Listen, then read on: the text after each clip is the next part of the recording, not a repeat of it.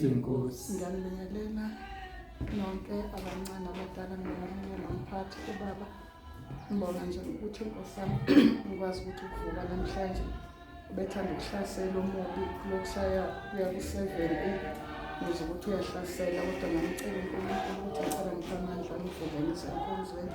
Ngiyabonga ukuthi basi ukuthi nginqobe nakho sengifikile nobufakazi bazalwane bengibheke kanjani kakhulu ukuthi uzosikhonzeleke nezilwane ibhula lokho ziwu-2 ngibona isidonsa umoya impela engathi iyangipompa ubuhlungu kakhulu, ngayibeka ifoni ngakhuleka. Ngibonga ukuthi ungisizile, ipholile, ise-right.